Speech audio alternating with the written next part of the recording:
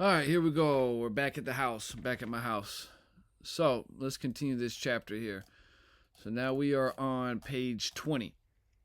So right here in green, if you're new, please read this closely. Okay, if you are leasing a truck from the same trucking company that you're leased to, many people do not consider this being an owner-operator. Technically, this is being a lease operator, right? So if you have your truck from the same trucking company that you're leased to, technically this is a lease operator. So right here in the red, it's just a little advisory, right? It says, I know you're proud to get started. Just keep this in mind before you go out puffing your chest out at the truck stop, telling everyone that, oh, you're a, big bad owner operator now, right? The guys that really could, assist you out here or give you a good lead on what to do next, they probably won't even mess with you because they just see this ignorant pride, this pride that's based in more so of an ignorance. So just be careful. Many guys with their own authority even look down on guys who have their own trucks that are leased to a company. They even say that they are not real owner operators. So it's just the lay of the land of what we got into. So if your main goal is to make money and define your own success, none of this really matters. It is mostly just part of trucking culture, but it is something worthy to know, right? So especially when you're leasing a truck from the company, at that point you're more so, the title is like a lease operator. I mean, I guess you could say you're an owner operator, but these real owner operators out here, they feel otherwise. And so, but these are guys that you and women that you would probably rather have on your team, and there's no sense in running them off because you won a certain title that really hasn't been earned yet. Like these guys have earned that title. It's also good to know who is who out here. These real owner operators are the guys that will be more likely to help you. Help you fix stuff, help you show you tips and tricks, and will help you find better places to make money and etc. When you find the real deal guys out here, they almost never complain. Right? They're not sitting there complaining and having that victim mentality. They're too busy making money and finding solutions to everything, right? Just remember, there's a big difference between leasing a truck from a company and leasing your truck to a company, from and to. Some people will say leasing a truck from a company is a good way to get experience before getting your own truck. And I say, yeah, maybe a little, but ultimately it's kind of an unnecessary step in my opinion. Leasing a truck, in my opinion, is kind of an unnecessary step, especially if you already have foundational business common sense. So as long as you do your research, study my book, study this book and course, and get real firsthand advanced knowledge from the people that you meet, I don't see a real need for wasting time in leasing a truck from a company. You would just pretty much be paying huge overhead for low profit margins. There's very slim profit margins by the time you pay weekly for the truck and all that stuff and the type of loads they're giving you, and most of the time you're not dispatching yourself. The profit will probably be pretty thin and not even worth it. So what would you learn by leasing a truck from a company? Would basically just be, would be just basic responsibility, right? See, not even great responsibility, just a basic responsibility, right? So, like, oh geez, my headlight is out. Maybe I should fix it because nobody's going to fix it for me. Or maybe it will teach you to be more responsible with your money and to save for repairs and etc. But, it's real simple stuff that, it's not really worth wasting a year-round leasing just so you can have, the Husfa or whatever the word is, the will to change your own headlight or something like that, or be a little bit more responsible with money. But what you won't get out of most of these leasing from a company deals is the real experience that we actually need, like booking loads, negotiations, just doing things more on your own, outside of their, always looking over your shoulder, the nanny state, as I call it right here. Deciding on your own repair shops and fixes, choosing your own routes all the time, planning your own fuel stops all the time, controlling your fixed cost, and even being allowed to fix your own truck. Right, that's a pretty big one, because in some of these deals, I've met guys that, they're not even allowed to, like, so-called, not allowed to touch and work on their own truck. And that's what I say right here in the red. I've met countless guys over the years that will have a simple repair to do. I suggest, hey, I'll help you do it. And they freak out, right, basically, and say, no, because the company won't let me fix on my own truck, is the answer, huh? So what type of experience are you really getting by leasing a truck from a company? What skills and experience are you getting besides basic money management and basic responsibility? So this is my opinion on leasing from. I did it, but for a very short amount of time. Probably about 6 months total. And I know I speak about it somewhere in here probably. But leasing a truck from a company is truly a waste of time, in my opinion, unless it's a great deal for you. Say, for instance, if the truck is $25,000 with a rebuilt motor, and when you make the last payment, clean and green, you get the title with no balloon payment, and you're free to take the truck wherever you want. All right. So those type of deals make more sense than just overpaying to basically rent a truck from a company that chooses your freight and has you running around like a horse in a carrot, chasing the carrot, right? If you are in one of these negative type of lease deals, please reconsider. Plot your path to a more successful operation, one that will have ownership in it, one that will have a higher level of profit. Because once you own your equipment outright, especially as a one truck owner operator, this is when the real fun begins. Because now your bills are low and you can afford so much more home time if you want, if you do it right.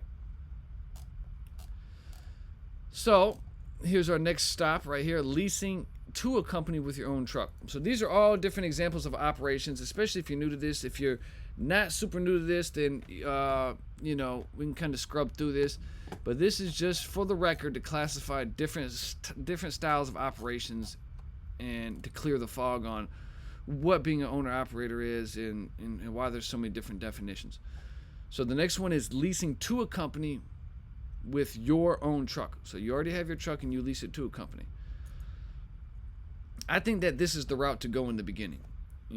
For us, as we very first start off being an owner operator, this is probably the route that I would suggest the most, is already having your own truck and take it to a company of your choice. This is the route most guys start and stay on, and that's okay. Many people do not want the extra paperwork and responsibility that comes with having your own authority, which in my opinion is not much extra paperwork, but is understandable. There is nothing wrong with being leased to a company. I was leased to Landstar for almost 6 years, and I learned a lot when I was there. The key is to find a great fit for you, and one that is profitable with great perks.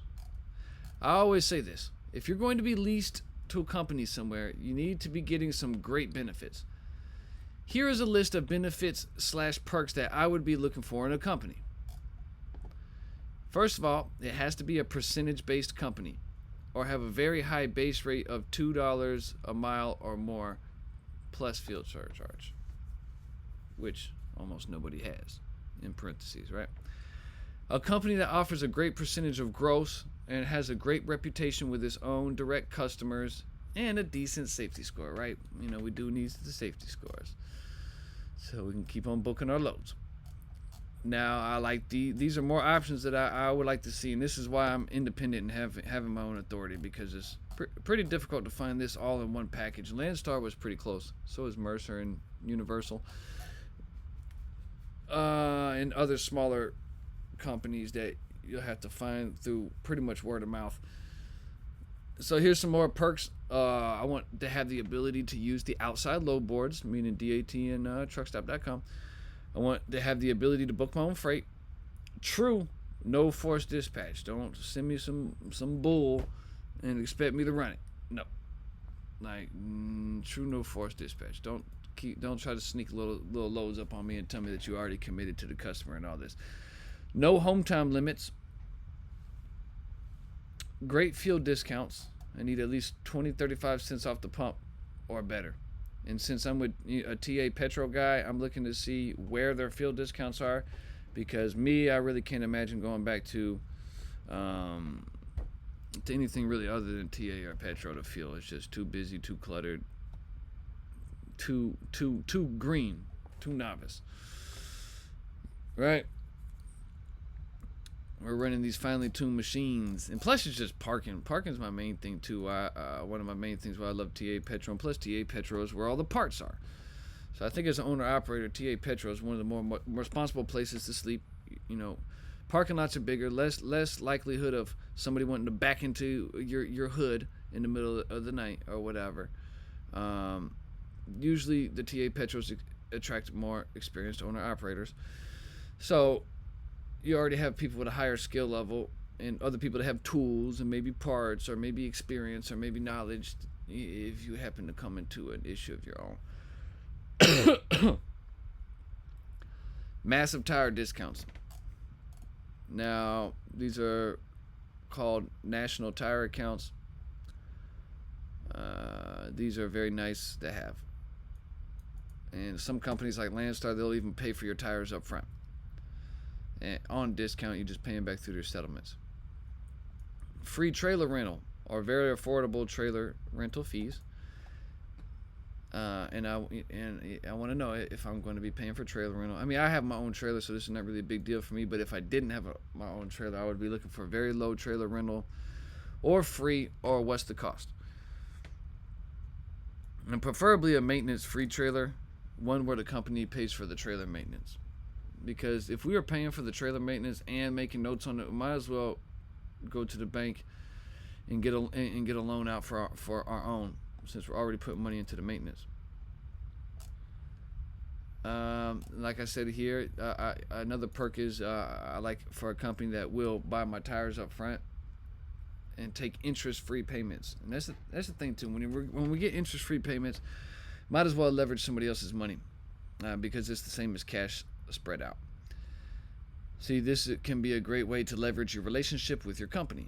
You get the tires at a great discount, then keep your cash flow active by making interest-free payments until the balance is paid in full. I used to be really against credit, but if you're responsible and it's interest-free, then there's really no difference in the final cost to you as far as interest, right? Or even a very, very low. Here's another option that's nice to have. Will issue me a loan if needed, right? So this was a great option to have, especially in the beginning. Or if you don't want to use your own money on a larger repair or etc. At one time, Landstar loaned me $7,500, give or take, at a very low interest rate. That deal came in super handy at that time. I had 2 trucks running, and I just rebuilt the motor on one, and I needed to do motor work on another. And I asked them for the money, and they just loaned it to me. So you know, it was came in at a time that I needed it. So it's a nice option. Does this company have terminals? Where are they? Will we get discounted maintenance from their mechanics? These are not deal breakers, but something to consider. And here is company policy. Like, what really is going on with this company, right? I would look hard into the culture that company and see if you like it. I'm way more inclined, me personally, to smaller companies now, 1 to 50 truck operations, ones that I know, you know, that they understand trucking and they will cut more of a break when it comes to DOT inspection violations and warnings, ones that will let you do your own thing on the load boards and etc. Right? Some people like the big corporate. Some people like the big corporate structure, but me, I got out of liking that a long time ago. I'd rather know the owner.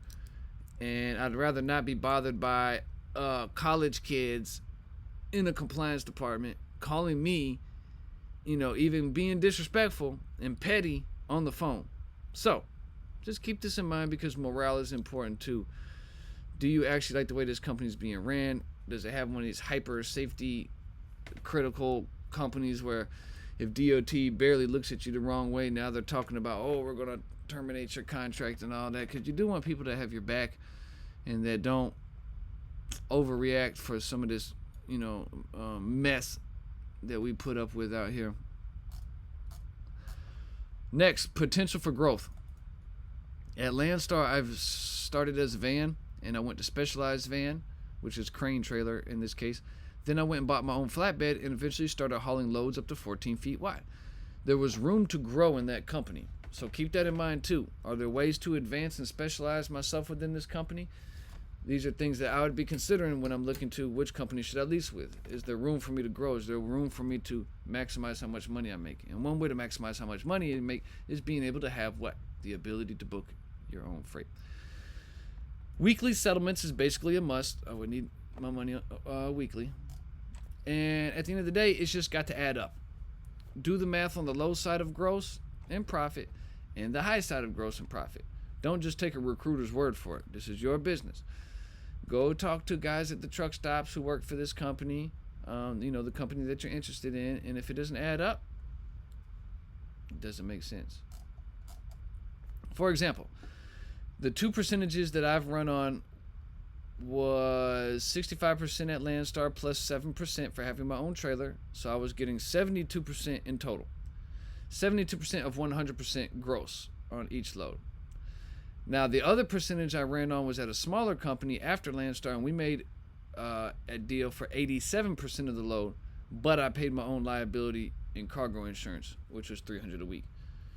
So you see I got, 15% more at this next company, but I am paying for my own insurance now, and at Landstar I wasn't. So at Landstar I could take time off, and I wouldn't be getting billed for like liability and cargo insurance. But I'm getting a way smaller percentage each time.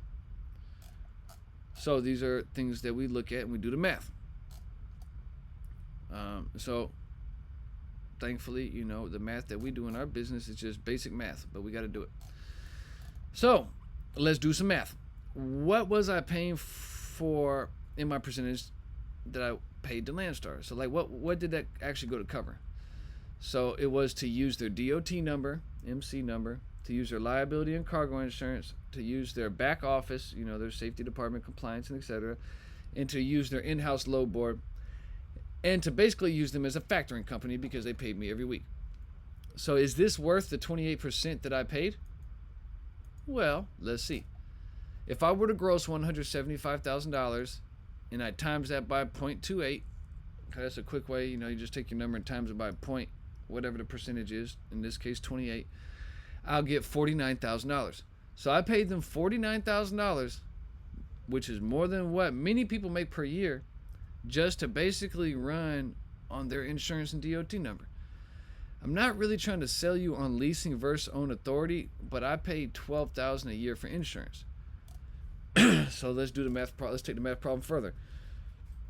So let's say, they pay for your insurance, Andrew. Yeah, okay. So let's take that $49,000, which was their percentage, and let's subtract out $12,000 for my insurance. That still leaves us with $37,000. I'll even be generous and take out my low board fees and fuel card membership fees, which will bring it down to $34,000. And since I don't factor, I get to keep all $34,000 of this dollars, which is actually $35,000, $34,950. To me, that's still a lot of money. I still remember in detail not having nothing. Yeah, just still where the simplest of things, like a bean burrito, felt like a lot of money. So I'm always going to be looking at this number $34,000 like, hey, that's still a great chunk of money, right? I still consider $100 to be a lot of money. Like if I misplace $100 out of my pocket, I'll probably be pretty disappointed about that. So to keep $35,000 or more after insurance is just a no-brainer to me. But let's stick to the leasing, because that's what we're doing. Leasing is still pretty much the first step. But just so you know, like that's just a simple math problem right there. And how much that percentage adds up, $37,000, give or take. Even $34,000 after paying for my load board and things that Landstar would have paid for. Excuse me. All right, page 29. Now let's take company number 2, the $175,000, the same $175,000, and times it by 0.13 since they were taking 13%, and we'll get $22,750. Yep. So let's add in the insurance cost. 300 times 4, that's $1,200 per month, times 12 is $1,440 a year. Then let's add that back in with the $22,000. and we'll get 37,000. So at company 2, I actually saved 11,000 compared to Landstar. Oh, I see what I did. So I added back in me paying the insurance, and I subtracted that out of the 49,000 that I gave total to Landstar, and I was still making $12,000 more by staying at company number 2. So by leaving the almighty Landstar at that time and coming to the smaller company, I actually took a step in the right direction as far as bottom line profit and cost. I lost a couple of perks, but all in all, it was a great transition move for me, as I'll explain a little bit later. But in green right here, it says what? It's just got to make sense. And I'm telling you, $1,500 a week just doesn't make sense. You know, $1,500 take home after, even $2,000 a week to me really doesn't make sense either. I'm aiming for $3,000 net after fuel every week, period. Actually, way more, but $3,000 is bare bones. $3,000 was bare bones minimum for me 5 or 6 years ago when I, you know, like 3 or 4 years into business, I was already aiming. Well, actually, yeah, 23 years old, I was aiming for $3,000 a net a week. Let's just put it like that. But $3,000 is still baseline after fuel that we should be making baseline. The very first load I hauled in the first chapter, I made over $3,000 in 2 days on 1,000 miles after fuel. Why would I drive 2,500 miles or more hauling heavy loads through whatever type of mountain terrain and weather to make way less money, right? So right here in red, it doesn't make sense. These companies out here, they prey on what? They prey on ignorance. These companies out here hope that you don't realize that you can make way more without them. Just look at all these guys that are owner ops at Swift and CR England making like $120 a mile plus fuel surcharge. Just driving their life away, right? Those types of operations tend to attract people and mentalities that do not think for themselves and who are just passively accepting less in life. We got to remember, right? If it was easy, then everyone would do it.